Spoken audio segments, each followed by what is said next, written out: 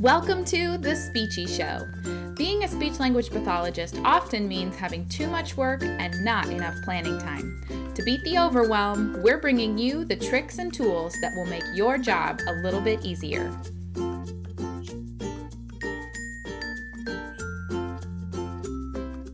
Hey everybody, welcome to the Speechie Show. Today we are talking about articulation carryover, and I'm here with Carissa Speelman from Home Sweet Speech Room. How are you today, Carissa?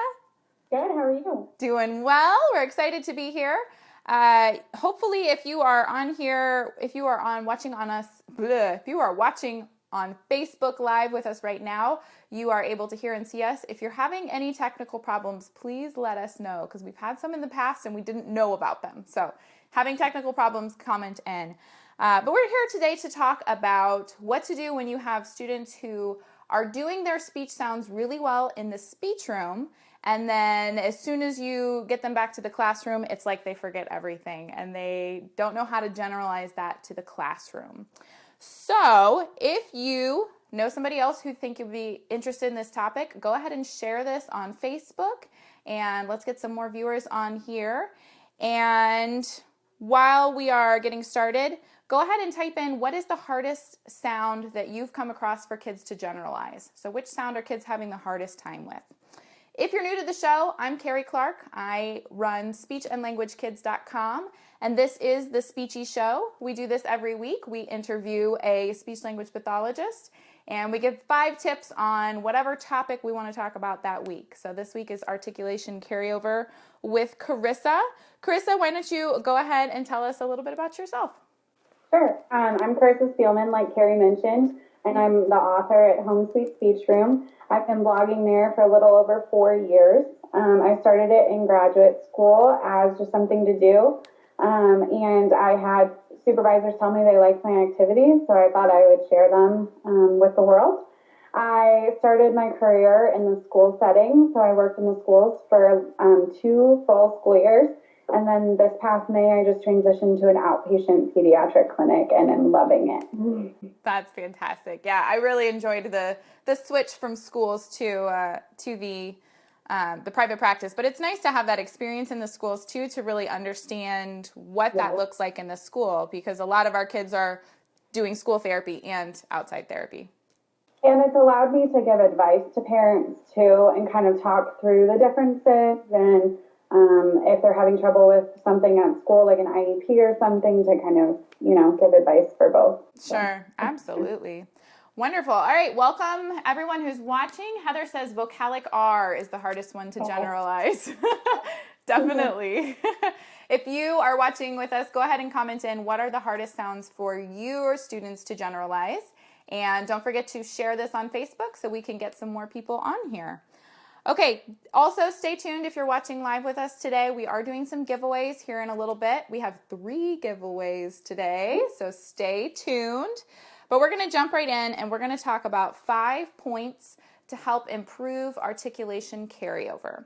So the first one we want to talk about is reminders on the student's desk. Carissa, talk to us about the kinds of reminders that you recommend.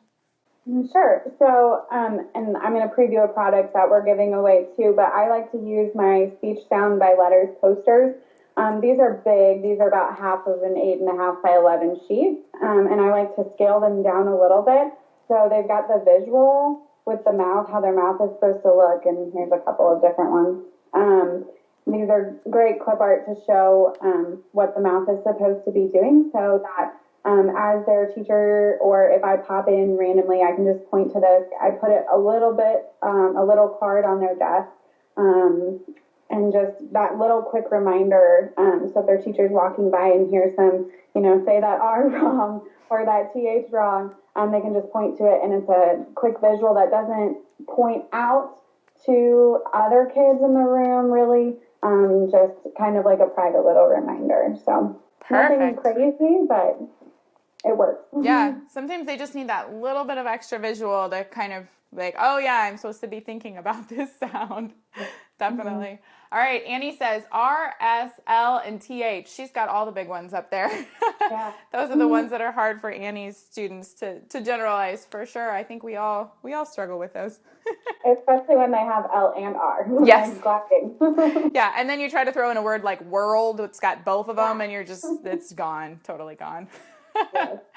All right, if you are watching with us live and you have any questions as we go along, please feel free to add those into the comments and we'll answer those as we go. All right, so we talked about reminders on the desk. Our second point for, our second tip for articulation carryover is incentives for homework. Tell me about that, Karissa. So when I was in the school setting, I used like a money system instead of just prizes. So every time they brought in a signed homework packet with their parents' initials on it, I would give them $1. And then once a fake dollar, and then once they had like 10 or 20, they had different things that they could save up for. So it was motivating for them. And these were things like they could pick the game. I would write a nice note home to their mom or dad, to their teacher. I'm not a big prize box person, just because my kids kind of started demanding it, and I didn't want them to think that it was always going to happen, like it was supposed to be a special thing. So I started doing things that were, picking the game, sitting in my comfy chair, using a pen instead of a pencil, those kind of things. And they really loved it. I saw an increase of people bringing back their signed homework sheets. And then if they're doing it at home, I see way more progress than if they're just coming to see me. Yeah. And the same thing now in the clinic setting, I only see them once a week.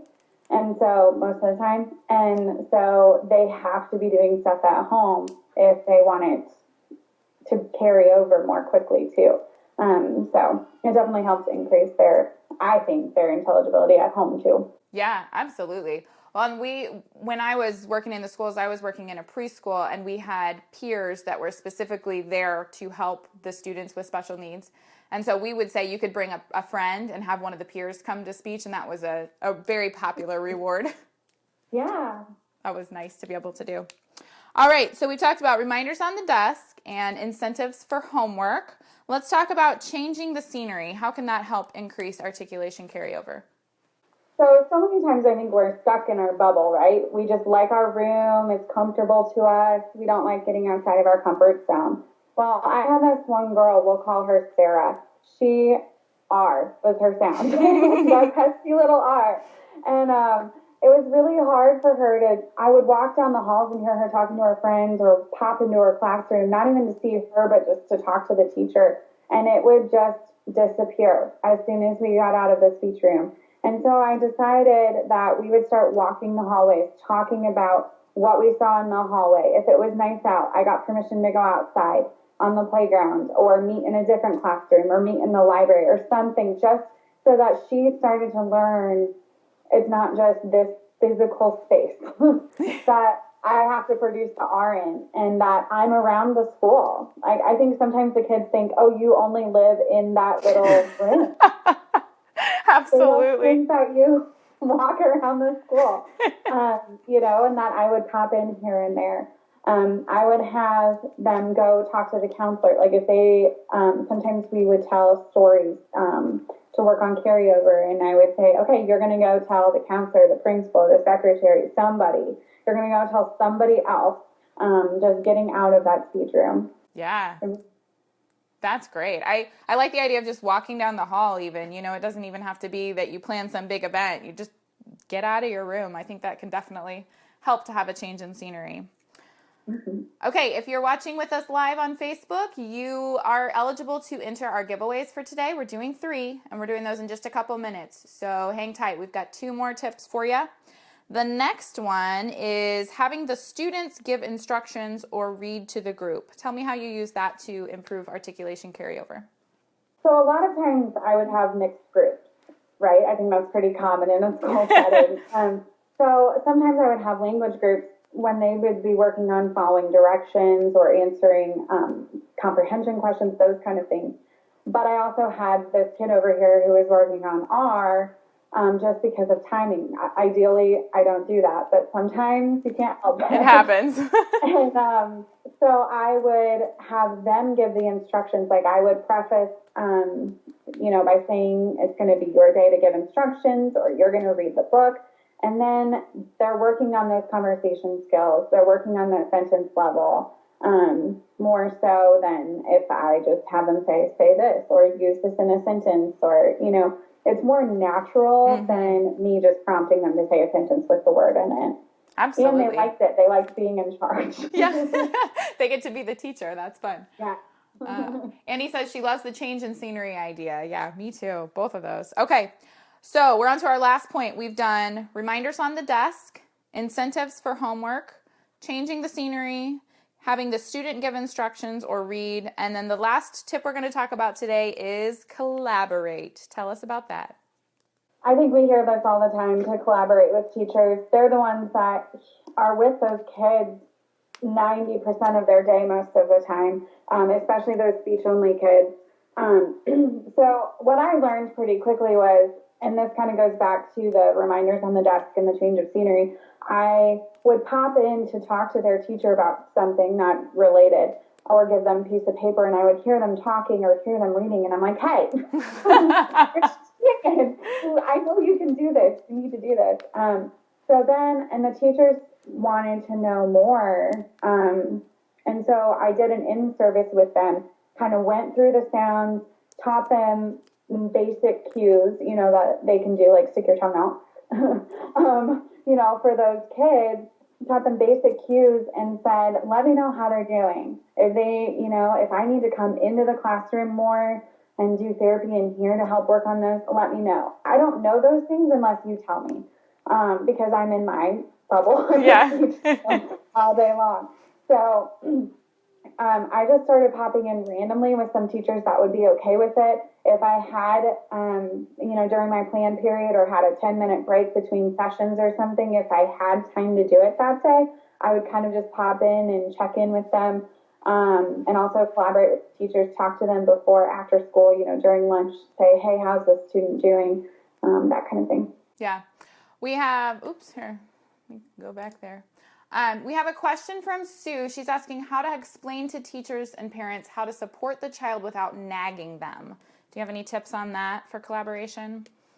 Yeah, I actually, this just came up with a kid recently about that, because the child has lower self-esteem anyway, and is working through some of those other issues.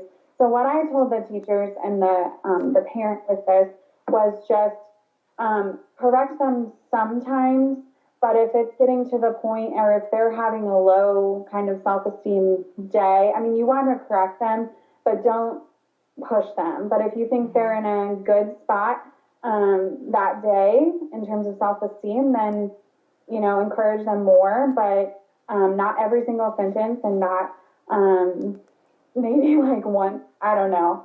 You decide per child. Yeah. But that's what I've had to do and tell the parents. I've also had to tell the parents, have a dedicated time. Maybe that's while you're driving to and from school. Maybe that's, when you're at the store, really have them focus on, for those carryover. Mm-hmm. Yeah, one of the things I've done too with teachers is have them have a check-in time. So instead of telling the teacher, you need to focus on this all day long, just saying, okay, I want you to check in with them once right before you go to lunch and once right before time to get backpacks, and give them some sort of like a little checklist where it's super easy. Like I've done just like smiley faces versus frowny faces. And you have the teacher sit down with the child and say, how do you think those R's are going today? Have we been having a good R day or a bad R day? And we just circle and we say, okay, what can we do to improve? And you just kind of have the teacher touch base with the student. And that way it brings it to the front of their mind, but they're not nagging all day long. It's just like a single check-in point. That's a really good idea. Yeah. I like that. So that's what we got for that. If you guys have other questions, go ahead and type those in, because we're still taking questions.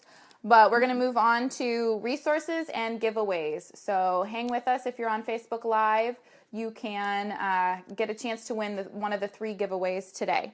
So, Karissa, tell us about your favorite resources for helping with articulation carryover. What you got to share with us today? So the one thing I mentioned were these posters already. They have word lists on the back. Ooh.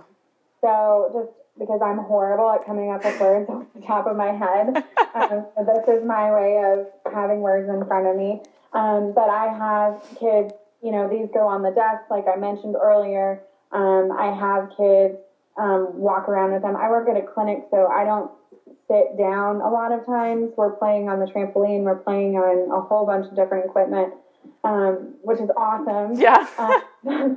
But I have them carry it around, and they get to choose, and sometimes I'll have them incorporate those words into their conversation. Another one I like, and I don't have it printed, but is this activity from Lauren LaCour at Busy Bee Speech, specifically for carryover activities. It's available on her Teachers Pay Teachers store. So, perfect. Just lots of great ideas on Teachers Pay Teachers as well. And of course, Pinterest, if you Google, or Pinterest, if you search on Pinterest, for articulation carryover activities, there's a whole bunch. But, yeah, those are, I'm biased. I sell on Teachers Pay Teachers.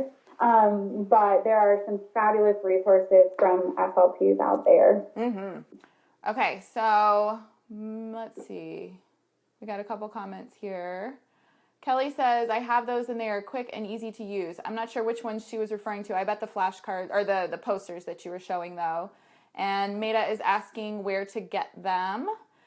So where can people get your posters? We'll start there. Sure.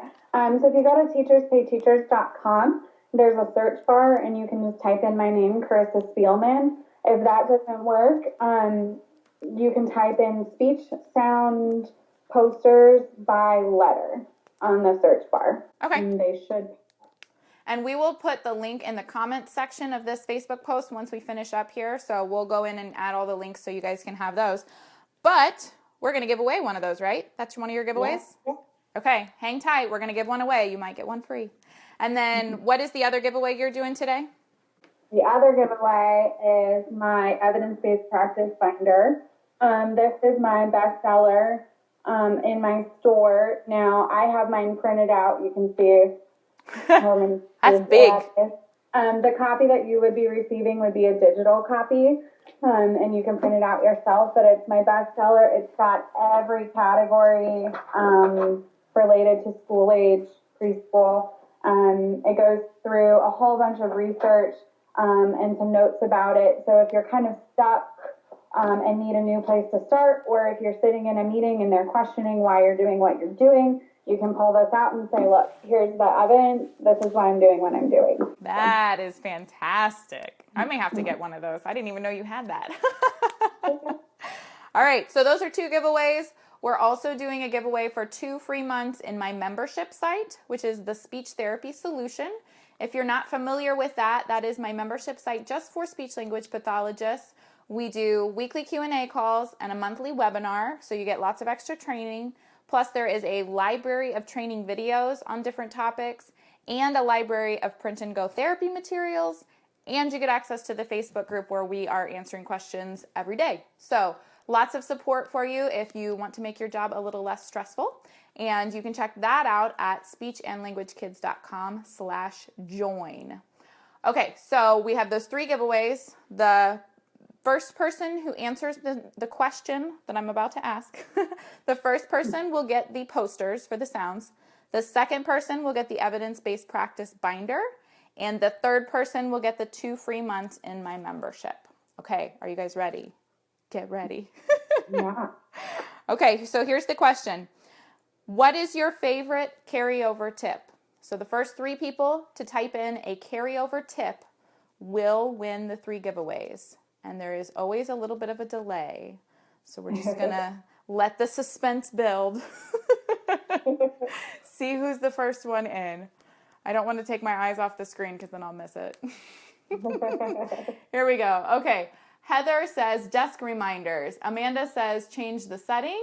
And Annie says change the scene. Okay, so there we go. Let's see. Heather, you are going to get the posters, sound posters.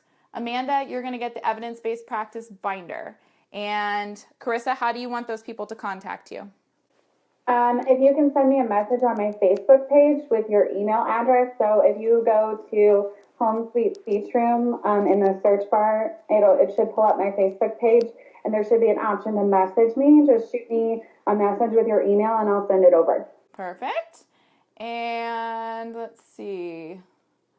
So who is, so Annie, you got the membership. So Annie, go ahead and email me at Carrie@speechandlanguagekids.com. That's Carrie. And we'll get you set up with your 2-month membership. We had a bunch of people chiming in. Wonderful. Thank you, guys. Let's see. Jessica says, I like brag tags for the teachers to implement sounds. Ooh, that's a fun one, too. Just looking for ones that we hadn't. Okay, cool. Perfect. All right. Well, we hope that helped you with your articulation carryover cases.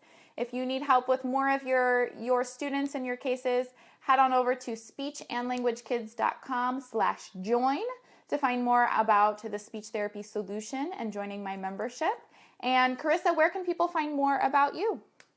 So you can find me on Facebook at Home Sweet Speech Room. I also blog over at homesweetspeechroom.blogspot.com. So those are the 2 main places. I'm also on Instagram, Home Sweet Speech Room.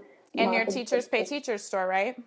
Is under my name, Carissa Speelman. Okay, so teacherspayteachers.com, search for Carissa Speelman, and you'll find all of her resources there. So wonderful. Well, thank you so much for joining us, Carissa. Oh, thanks for having me. Absolutely. And thank you guys for joining us today. Next week, Susan Berkowitz is going to be joining us to talk about AAC. So join us Monday afternoon next week, and we'll be doing some AAC talk. Or if you're watching this recording on the website or on YouTube or on the podcast, you can just head on over next Monday afternoon and see what we got going on. All right. Thanks, everybody. We'll see you later. Bye-bye. Bye. Thanks for joining us today on The Speechie Show. We hope today's tips have helped you feel a little less stressed and a little more confident about your work. If you're looking for more stress busters and confidence boosters, we'd love to have you join us in the Speech Therapy Solution, where you'll get access to a huge library of premium training videos and another library of print-and-go therapy materials. You can also get help with your tough cases by joining Carrie on the weekly Q&A calls or by posting in the exclusive Facebook group. Plus, group members can join us for a monthly webinar that can be used for continuing education credit. Head on over to speechandlanguagekids.com/join to check out all the amazing benefits of the Speech Therapy Solution membership. Bye for now.